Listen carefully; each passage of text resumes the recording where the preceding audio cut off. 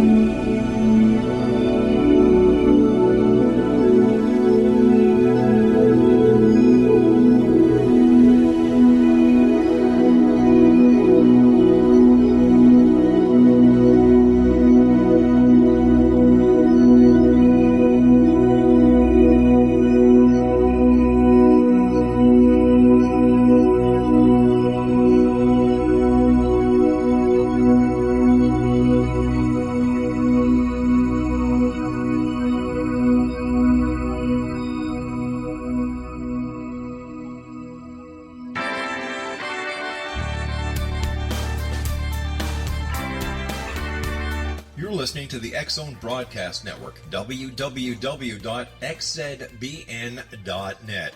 Radio's authority on the world of the paranormal and the science of parapsychology, celebrating 25 years of broadcasting. Broadcasting around the world and to the great beyond.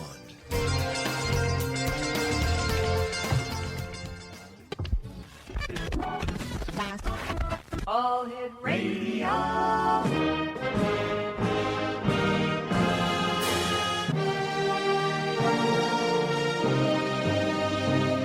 Welcome to the X-Zone, a place where fact is fiction and fiction is reality. Now, here's your host, Rob McConnell.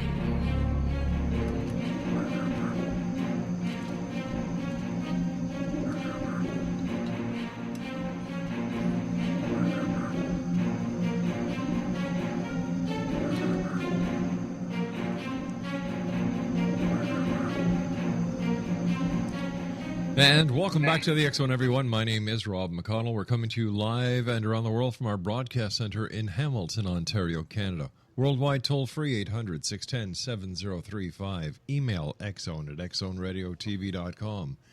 On all social media sites, X-Zone Radio TV.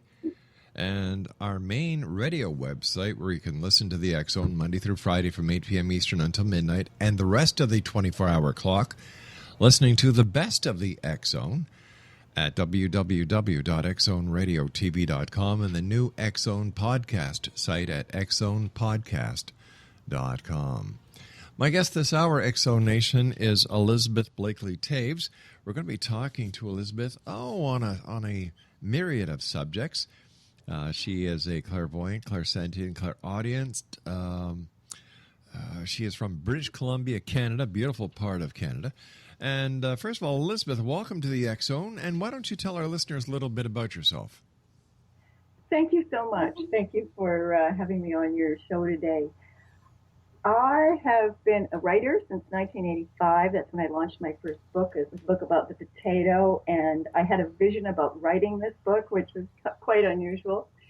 And I knew it would be very positive and very powerful from the get-go. And so that launched me as a writer. And from then on, I decided I wanted to know things. And so in 1987, I studied Reiki, which is a hands-on healing technique. And Reiki is universal energy. So I began channeling energy very powerfully, and this began to open up my clairvoyance, clairsentience, and clairaudience.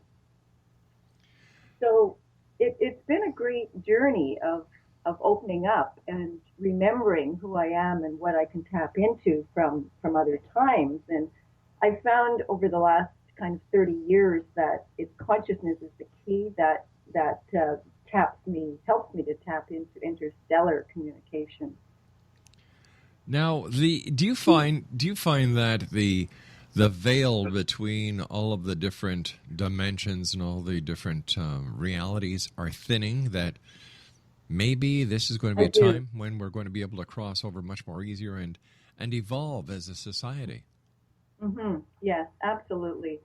I've been finding that since 2012 when we had the galactic realignment on December 22nd, and I was aware during that time when that occurred.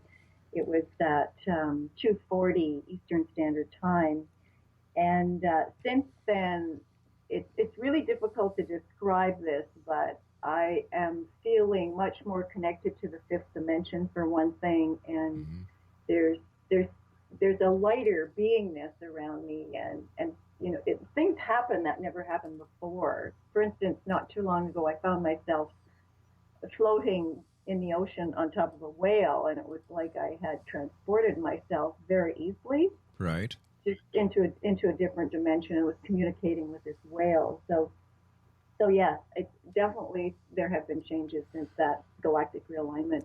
What do you think the significance about you being on top of a whale in the ocean was? I have had connections with knowing that we were created from ocean parts. Our blood is similar to the composition of the ocean, of the water, the ocean, sea life, seaweeds, and so our creators, 10th dimensional beings called the Elohim, these are more direct creators.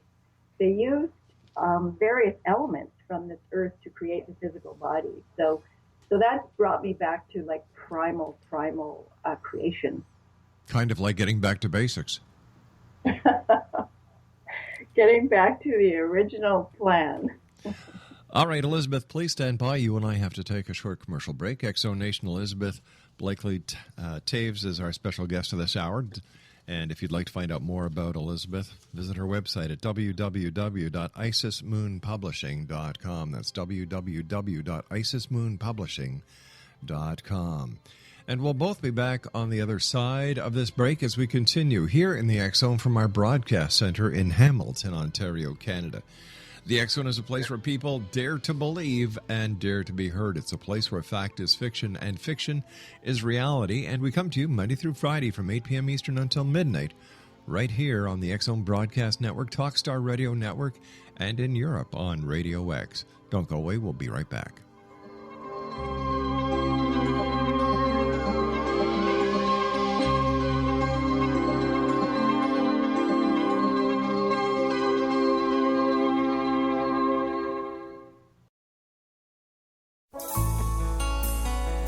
Afterlife expert Roberta Grimes was the first one to say that dying can be fun. Now her best-selling book, The Fun of Dying, is available in stores worldwide. So if you wonder whether death ends life, how it feels to die, or what heaven might be like, The Fun of Dying was written for you. And if you have always been afraid of death, or if you worry that your life has no meaning, let The Fun of Dying ease your fears and bring new meaning to your life. Nothing said in The Fun of Dying is based on the teachings of any religion. Instead, Roberta draws on evidence to explain how death happens, how it feels, and what comes next. A lot of the best death-related evidence was produced in the first half of the 20th century. When it is put together with recent discoveries, it tells a consistent and amazing story. Roberta Grimes blogs and answers questions at robertagrimes.com. Her wonderful book, The Fun of Dying, is available on Amazon and at stores worldwide wherever books are sold. You're listening to the X-Zone Broadcast Network, www.xzbn.net.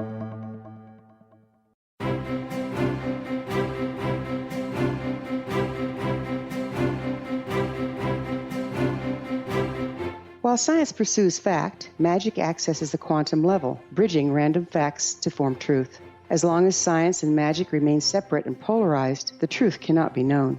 I'm Wilda Wiecka. Join me on the Science of Magic radio program dedicated to unification and evolution of consciousness. During each episode, I'll be speaking with experienced and respected scientists and mystics. From astrologers to astronomers, from medical doctors to shaman, the scientific method to dowsing and intuition, we will weave together information from seemingly divergent practices to promote unity and enlightenment. Join me, Wilda Wiecka, and the Science of Magic right here on the X Zone Broadcast Network. For more information, visit www.thescienceofmagic.net.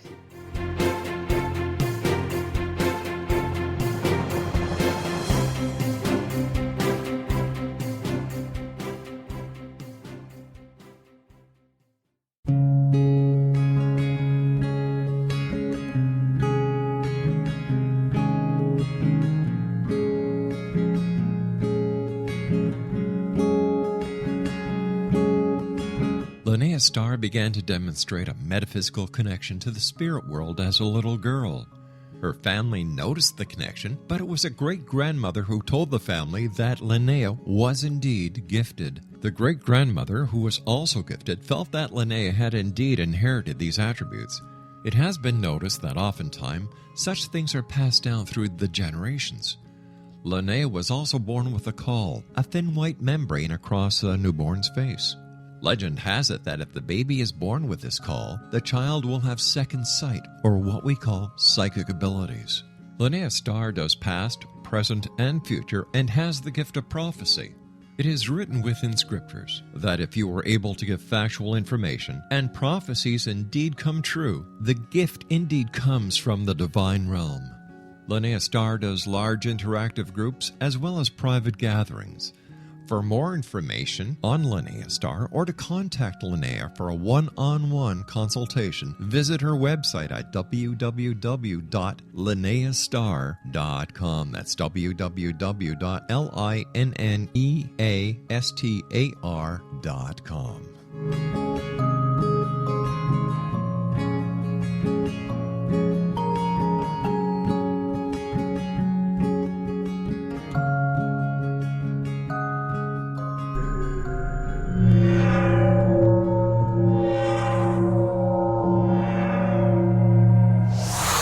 You're listening to the X Zone Broadcast Network, www.xzbn.net.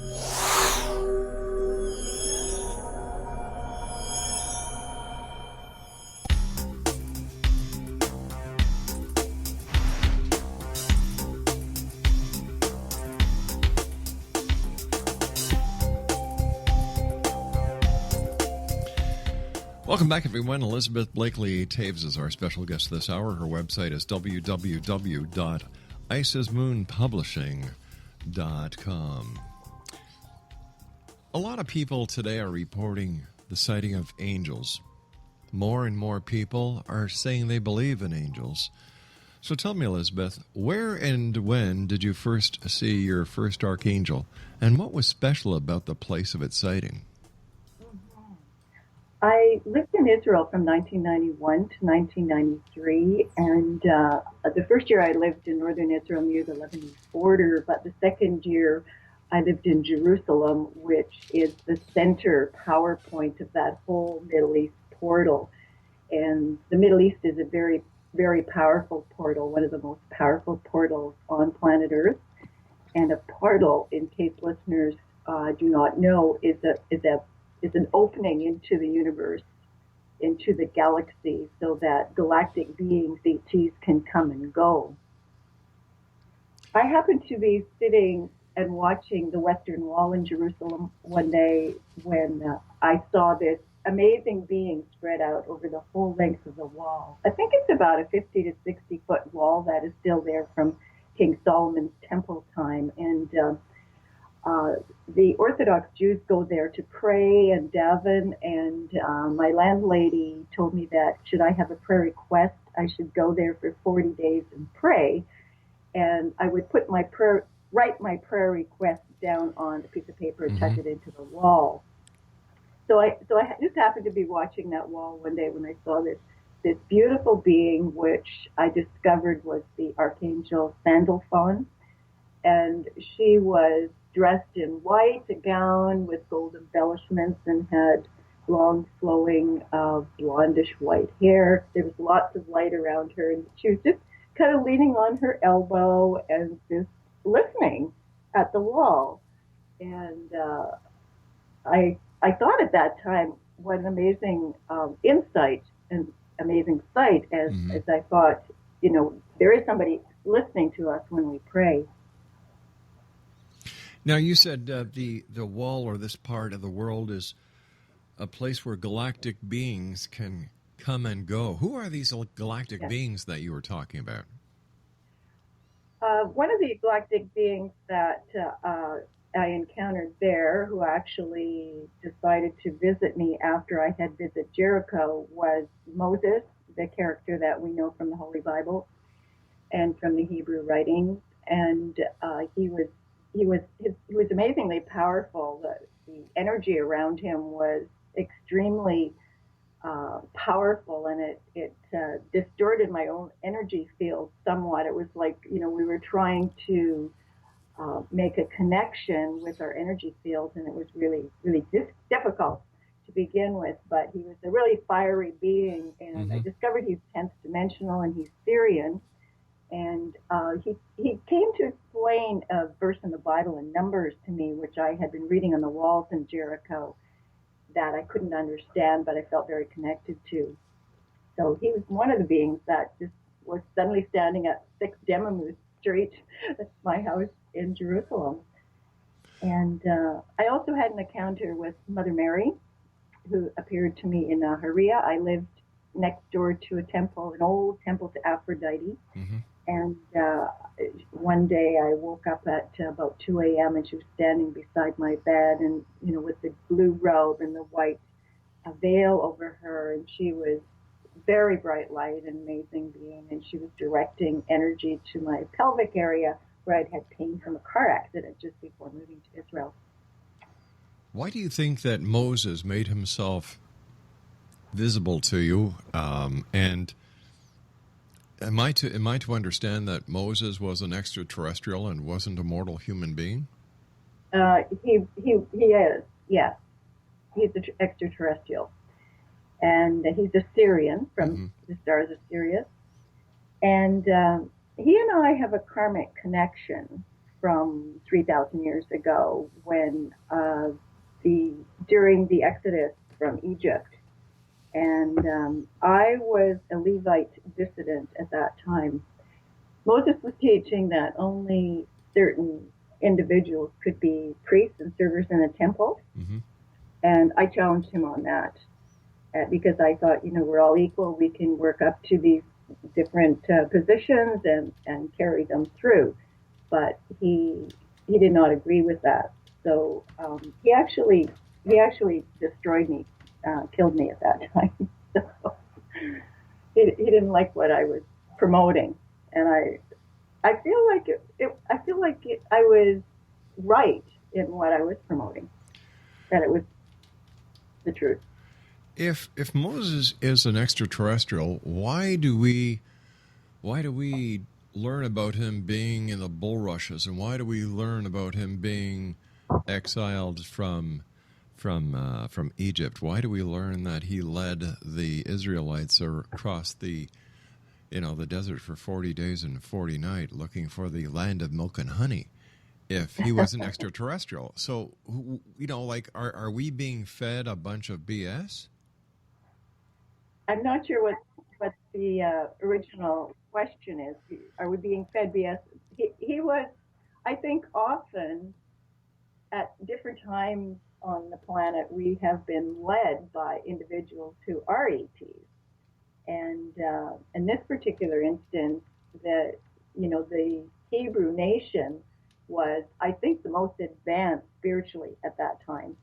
And so they downloaded somebody that was going to help them out and to further their spirituality and their consciousness. So, but I do believe that Moses, he was a good guy and he was a bad guy. He was a very powerful. So sometimes, we misuse our power, right?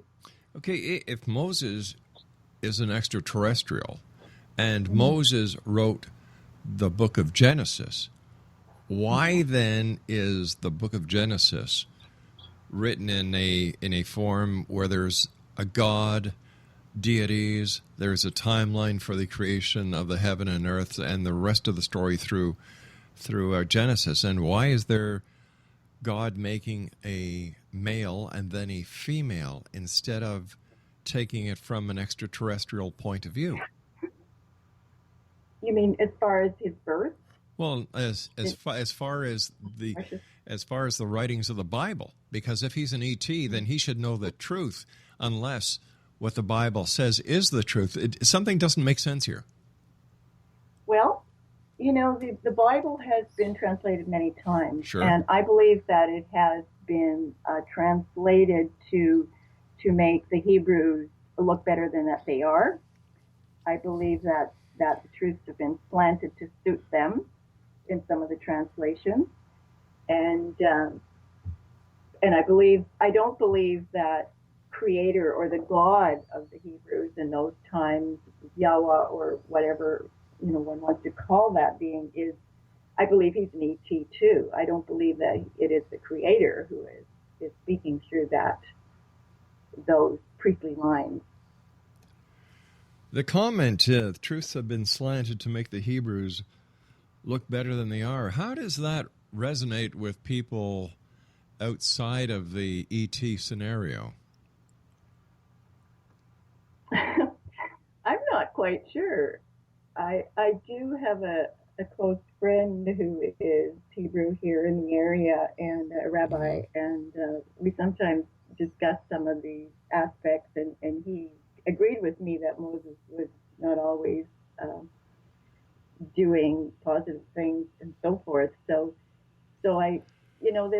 we have to take things and try them on and see if they fit, and see if find out the truth.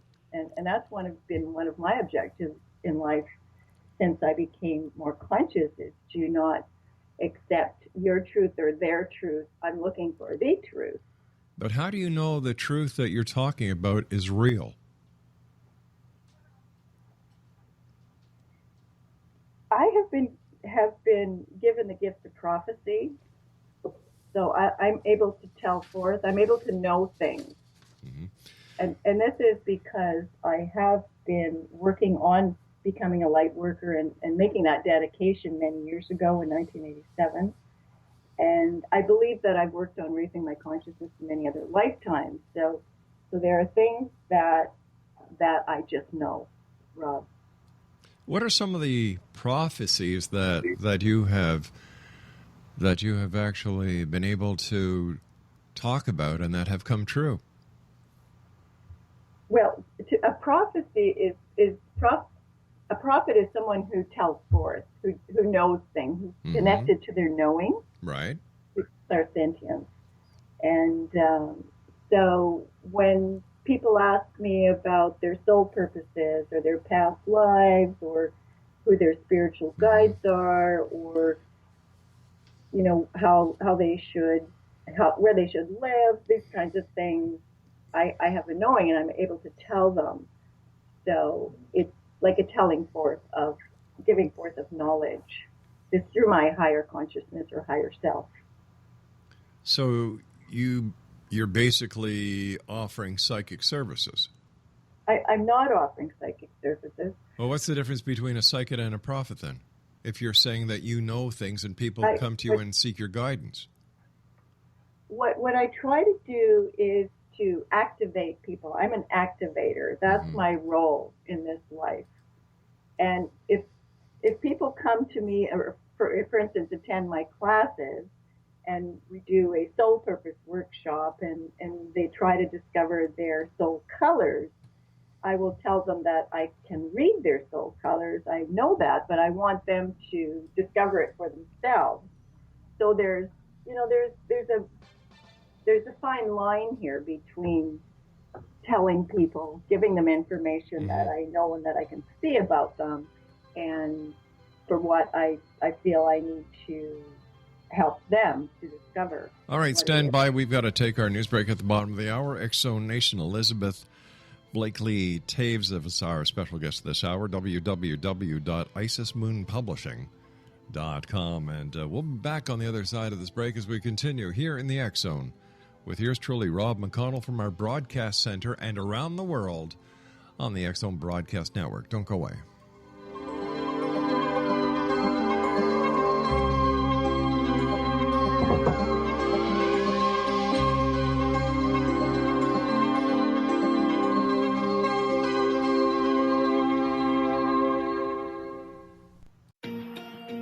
Wouldn't you love to know the secret to everything?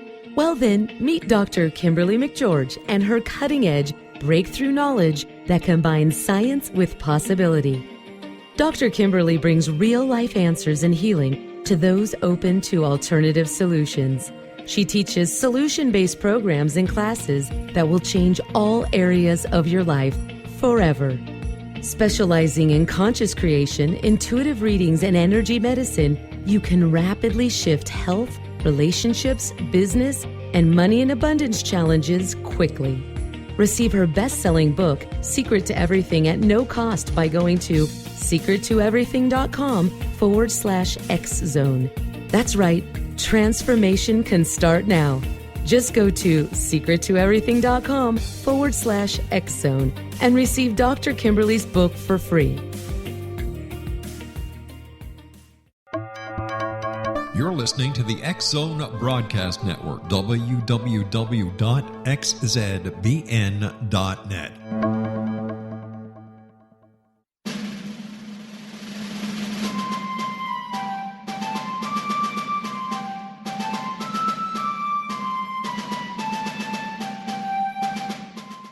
Thomas Jefferson was a Burgess of 27 when he met Martha Wales Skelton, a 22-year-old widowed heiress who was fondly called Patty by her family. They were married on January the 1st, 1772, and they took up residence in a cabin on the building site on top of a Virginia mountain that Thomas had named Monticello. As Thomas and Patty slowly built their first version of the great house at Monticello, the Revolutionary War was heating up. Patty, with difficulty, bore 5 children, but only 2 girls survived. Thomas's political career developed to the point where he was often away from home, but after he authored and signed the Declaration of Independence in Philadelphia, he resolved never again to leave his wife. He was elected the governor of Virginia, just as that state became the Revolution's last battleground. The Revolutionary War ended in 1781, and Thomas gladly retired altogether to my family, my farm, and my books. But Patty continued to want to bear her treasured husband a son, and late in the summer of 1782, she died of kidney failure at the age of 33, 4 months after having borne yet another girl. Thomas was so devastated by her death that he never remarried. He mourned her for the rest of his life, even as he helped to frame the peace in France and then became the first Secretary of State, the second Vice President, and the third President of the United States. This story is true. Thomas Jefferson was such an obsessive letter writer and record keeper that we know where he was and what he was doing nearly every day of his adult life. Every significant thing he says in My Thomas comes from his contemporary writings. My Thomas by Roberta Grimes is now available at Barnes & Noble, Costco, Target, Books A Million, Hudson Booksellers, Kmart, Walmart, Sam's Club, Walgreens, CVS, and online at Amazon.com. You can visit Roberta Grimes online at www.robertagrimes.com.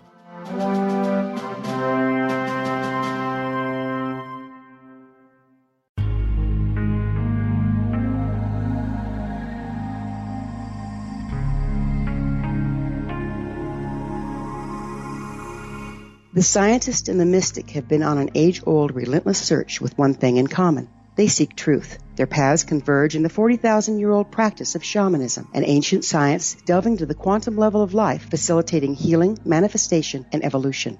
I'm Gwilda Wiyaka, the founder and director of Path Home Shamanic Arts School, a unique Colorado State-certified occupational school, training shamanic practitioners and teachers. We also provide classes for empowering personal lives through shamanism. Our certification classes are in week-long segments enabling international participation, and online classes and long-distance shamanic healing sessions are available. Come discover the science of magic in the limitless world of shamanism. www.findyourpathhome.com.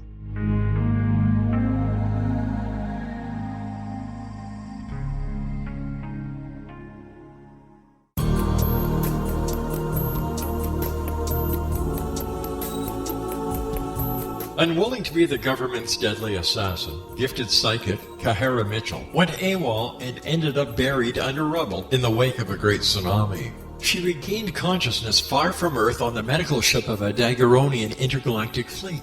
Has she been rescued or abducted by aliens? The Chalice of Carrie, Kahira O'Donnell's latest paranormal science fiction romance, is the passionate story of an Earth woman and her destined mates, twin kings from another galaxy. Kahara uses her gifts fighting alongside Lords Rom and Ra in a war that will determine the destiny of galaxies. The Chalice of Carrie by Kahira O'Donnell is now available at KahiraO'Donnell.com or at Amazon.com.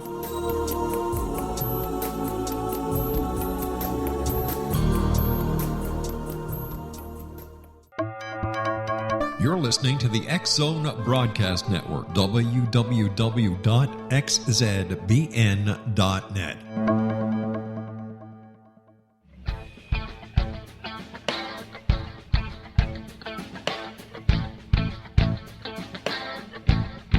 What Happened in Benghazi is revealed by Nicholas Genix, author of Obama, Islam, and Benghazi. He informs the American people that President Obama deceived them by advocating a strong foreign policy prior to the 2012 presidential election, and Hillary Clinton supported this deception. As the title infers, there is a connection between Obama, Islam, and Benghazi. Ample evidence informs Americans that Obama's early indoctrination in the Quran developed an affinity for Islam, why the Quran is the source of discontent in many countries, and why the Obama foreign policy deception led to poor military action and caused the loss of American lives in Benghazi. Genix provides 36 questions for the Select Committee on Benghazi to validate if Americans are justified to mistrust President Obama and Hillary Clinton. An overview of Obama, Islam, and Benghazi is presented on the website www.futureofgodamen.com. That's www.futureofgodamen.com.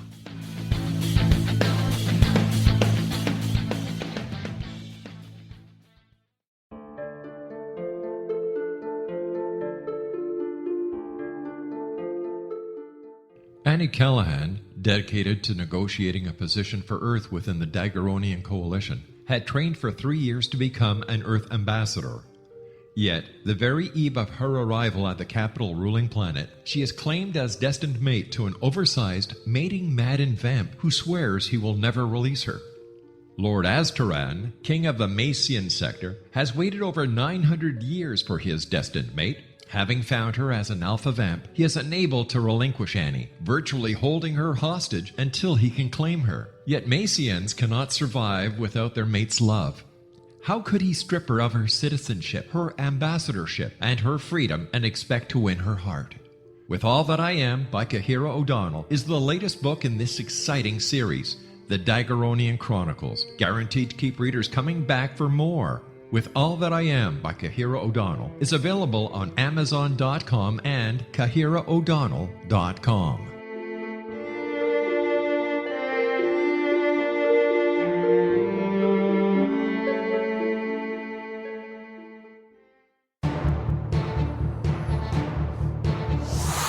You're listening to the X-Zone Broadcast Network, www.xzbn.net.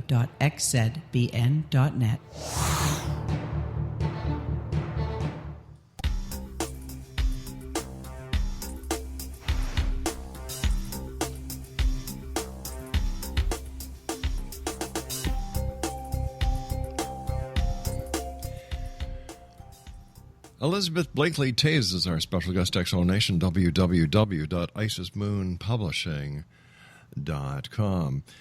Can you tell me more? Can you tell me more about the soul colors that you were talking about in the previous segment? Mm-hmm. I lived in the Dominican Republic for a year, and during that time frame, I became very connected with the Atlantean energy. The Dominican Republic is part of old Atlantis, a continent that sank in the Atlantic Ocean. And during that time, the lady I was staying with suddenly revealed to me that she had been seeing various aspects of herself, and she asked me if I could see aspects of herself, and I said I could.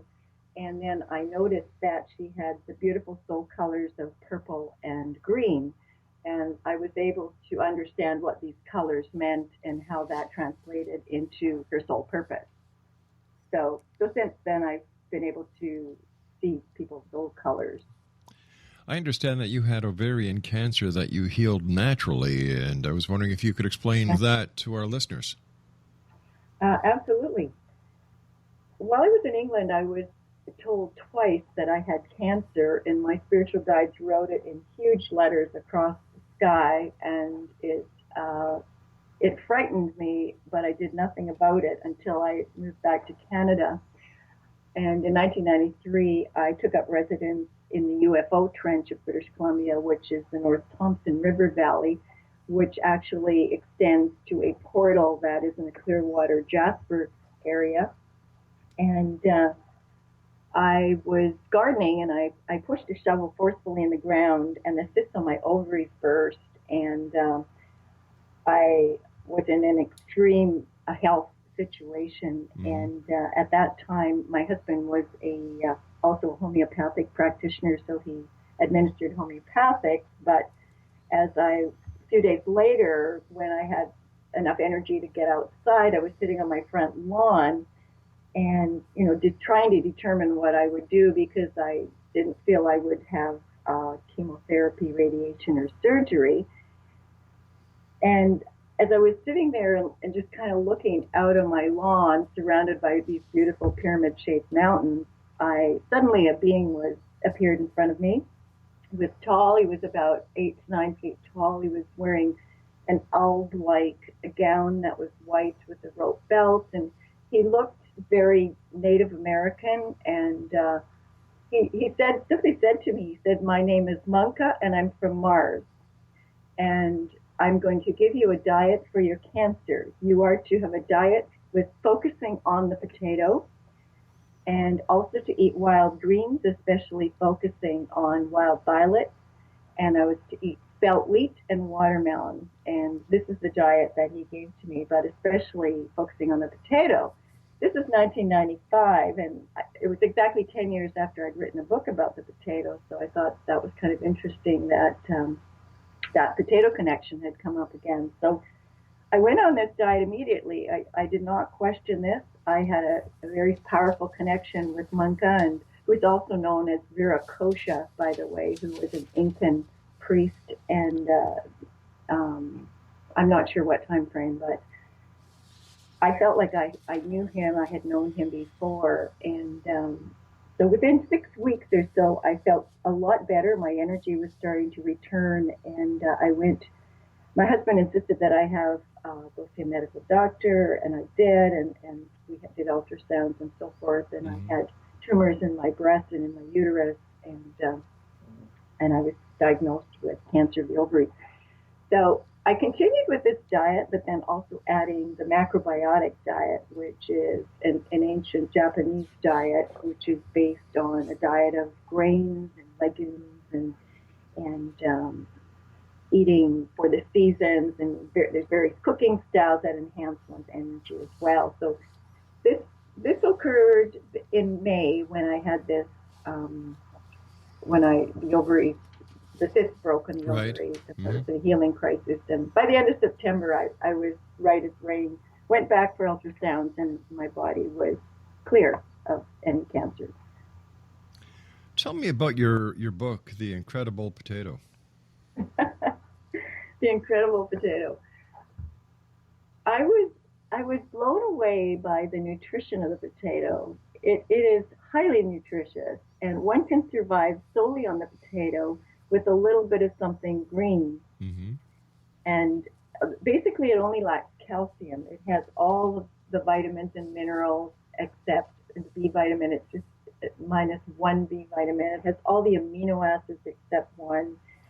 And it has an acid called alpha lipoic acid, which is an antioxidant, a really powerful antioxidant, which cleanses the blood. So my first edition of the potato book was focused on that nutrition of the potato and the history of the potato.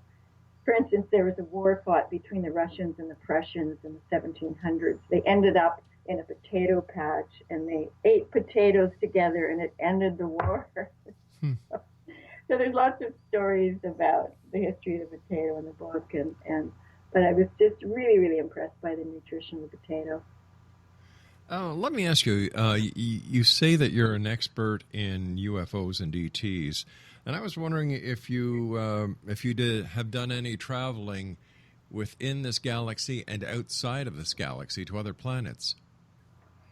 I have traveled to the Pleiades during my Reiki class, the first Reiki class that I took. Mm-hmm. I suddenly found myself in a different dimension where the buildings were huge, the temples around me had 30-foot columns, and it looked very much like the Greek temples that were built in this dimension. And I discovered that I had gone home to the Pleiades, where I'm from. I'm from Alcyone, which is the center of the galaxy, the star in the center of our galaxy. And I've also found myself traveling on Venus, which was also a very amazing experience of lots of blue, expansive light and blue, kind of an ocean type feeling there. And I've experienced a Venetian starfire ascension several years ago, and where I suddenly, in a meditation, became an 8-pointed star. The base was green light, and there was pink and gold light throughout it. And out of this light, a feminine power was manifesting out of source. Mm-hmm. And I could see that it was a goddess that was emerging from this light. And so that was also a very interesting experience. Why do you think that you've been given the ability to experience so many things in one short lifetime? I sometimes wonder about that too. And I decided early on in life that I was going to be an explorer. Mm-hmm. But I didn't know what I was going to explore because it seemed like everything had already been explored. And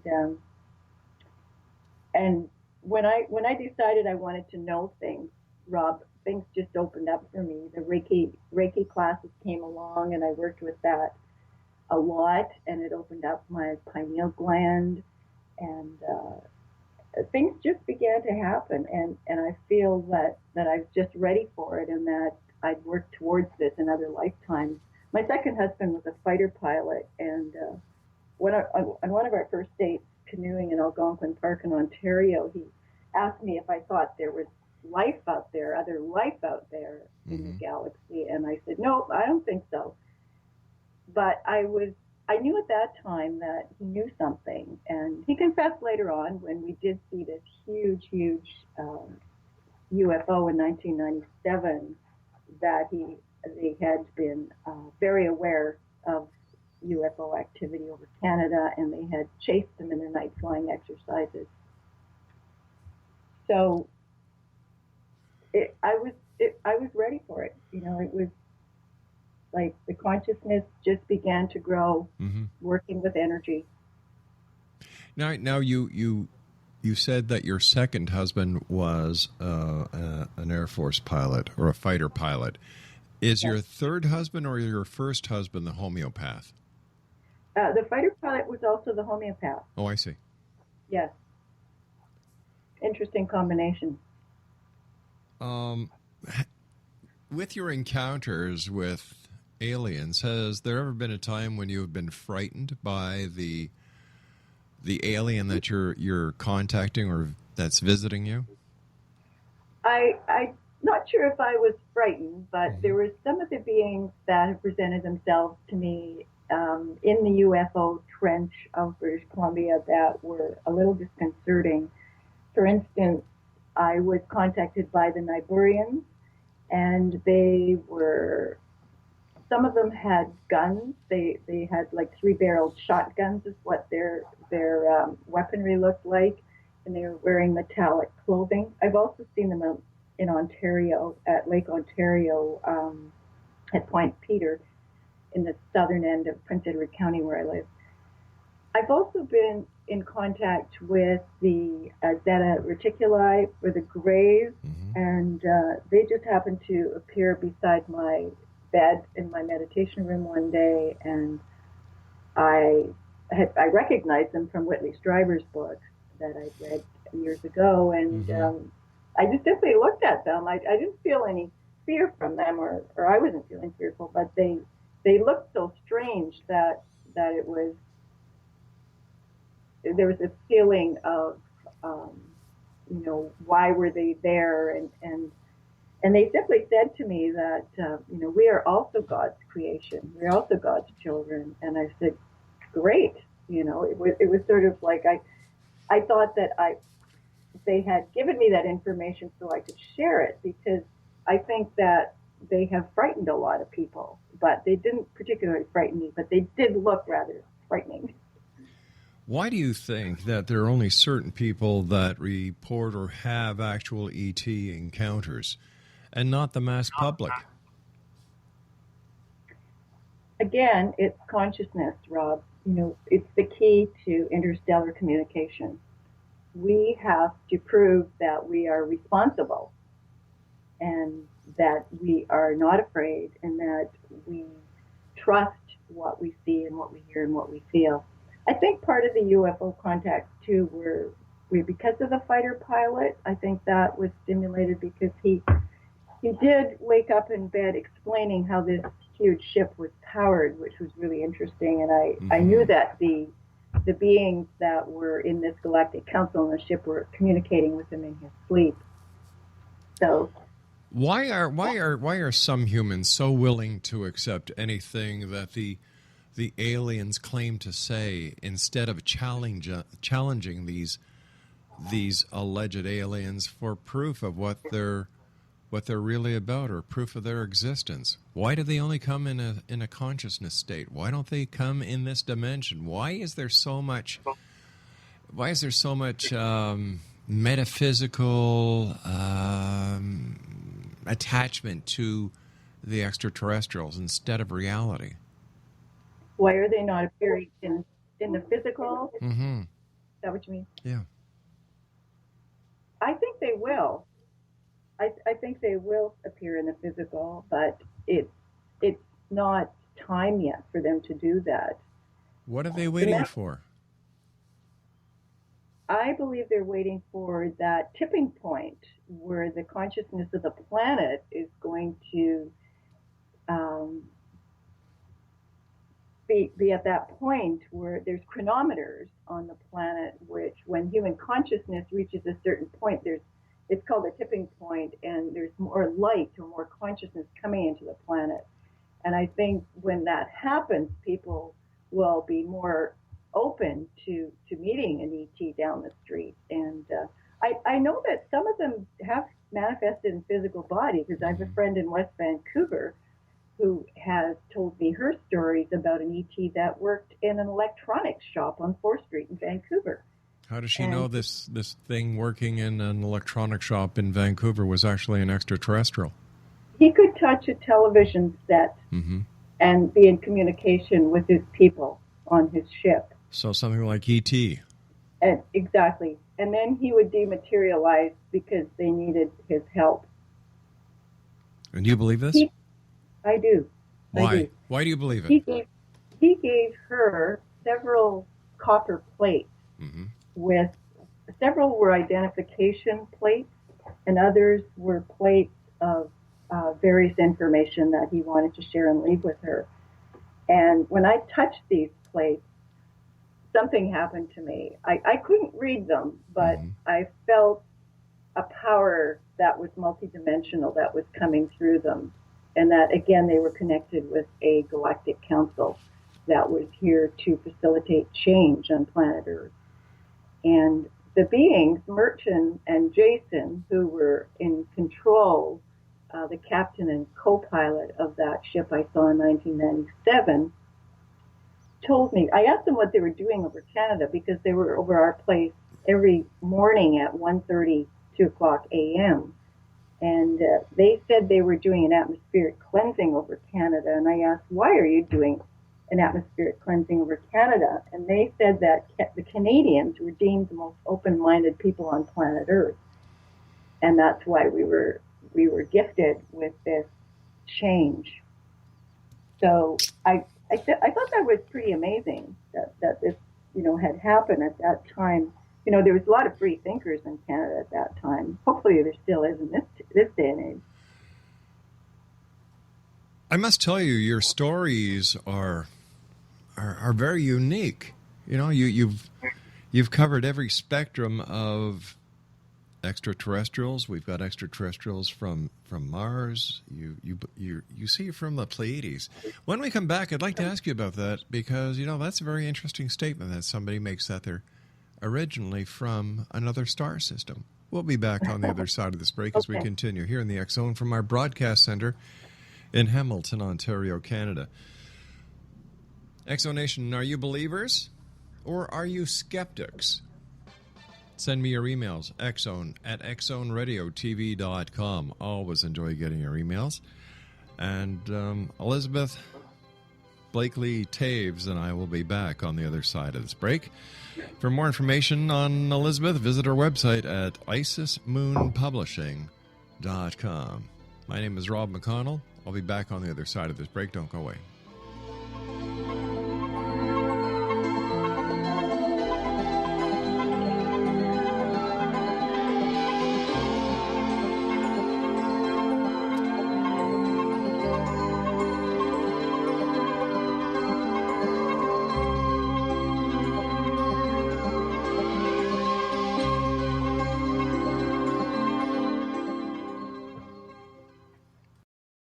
Little children aren't the only ones afraid of the dark. Millions of soldiers return from war zones with PTSD, anger, frustration, fear, and loneliness, much of which surfaces during the darkness of the night.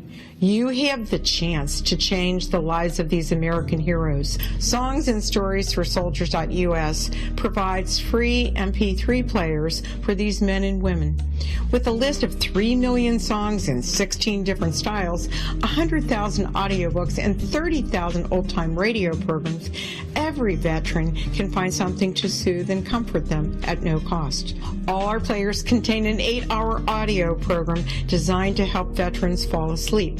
With 1,500 plus vets now participating, it's our goal to deliver 10,000 audio players this year. Go to our website at songsandstoriesforsoldiers.us. Help us help a veteran make it through the night.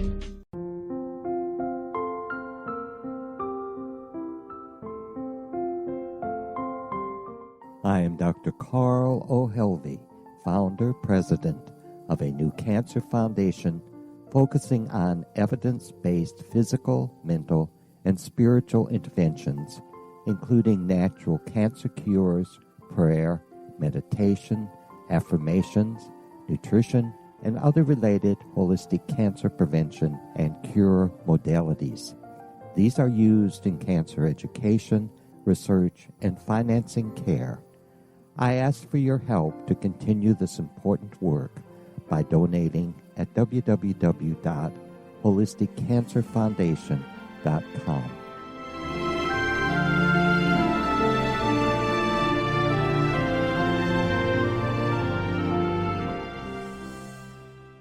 You're listening to the X Zone Broadcast Network, www.xzbn.net. If you enjoy reading a good mystery with a touch of the paranormal, then you'll love From Out of the Woodwork by William S. Peckham. Sean Kennedy, a Toronto contractor, buys derelict houses, guts them, and turns them into multi-family dwellings. When Sean buys 29 Livery Lane, a century house in ruins, and starts the renovation, the house fights back. He is visited by ghosts of owners past. His visions are triggered by touching an oak mantle, reading a faded letter, opening an old locket, or opening a brand new casket in the basement. These visions will take you on a trip across southern Ontario from Niagara Falls to Toronto to Kingston. From Out of the Woodwork is now available in paperback and on your favorite electronic reader. To order your copy of From Out of the Woodwork, go to www.williamspeckham.com. That's www.williamspeckham.com.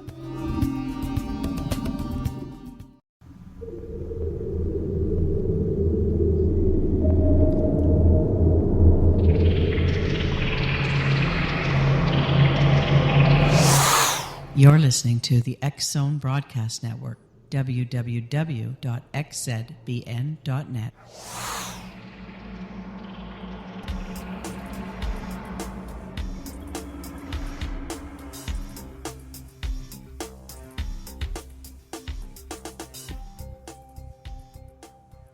Elizabeth, you claim that you're from the Pleiades, and I was wondering if you could tell us what brought you to that conclusion. Well, first of all, I went into that dimension out of body when I took my first Reiki class, and that was in 1987, and it was during one of the attunements where I suddenly found myself walking around this large pool, and there was this beautiful golden light that was emanating from this pool, and I wasn't sure if it was actually a liquid, but it was some kind of a substance. And suddenly I was walking around this pool with these temples that looked like Greek temples. And I was met with a being that I call Starman. And this being looked like a Greek god. He was absolutely beautiful, about 8-9 feet tall. And he had that, the plastered hairdo, the curl, kind of short hair with the curls that was plastered to the head that we see in sculptures. Sometimes this is how he looked, and he was walking along the columns, and he took me by my hand and he sat me by the temple, and he said, "We want you to come home." And I said, "Well, where am I?" And he said, "You're in the Pleiades, and you're on the star of Alcyone." So that was a very, very sudden out-of-body experience that I went on during my first Reiki class. So, yeah, we're all star sparks. I also have gone back to the Big Bang, where I was part of a large star, and as I was part of this large star, the star burst into 1 million smaller stars, or probably 1 billion smaller stars, and as these stars went out into the universe, they began to pool in different places in the universe and in our galaxy. And it was a really unique experience because I was still part of that big star, but I was also an individuated star spark. And the feeling that I was also connected to all these other star sparks was very strong. So that led me to know that many of us are from our star sparks and our souls from other places in the galaxy.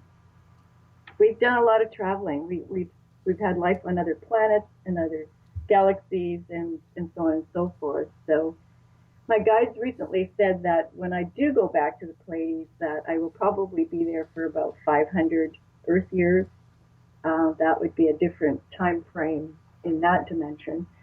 But I know that it's filled with golden light there. And what I didn't mention before was that in 1989, the Christ consciousness was downloaded into my beingness, and it was on a Good Friday where the avatar Jesus was suddenly standing beside me, and I see him quite often when I'm doing Reiki, and my whole body was filled with golden light. It was like a column of light that flowed through my entire body. So.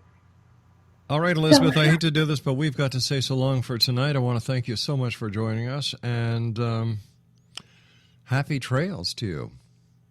My goodness, Mars, the Pleiades, Jesus, Moses, 2 8 to 9 foot tall aliens, one American Indian or Native American, and another from the Pleiades. My goodness. in the short hour that we had her on the line with us, I feel as if I've gone through millions of years. I'll be back on the other side of this break as the X Zone continues right here from our broadcast center in Hamilton, Ontario, Canada. Don't go away, X Zone Nation.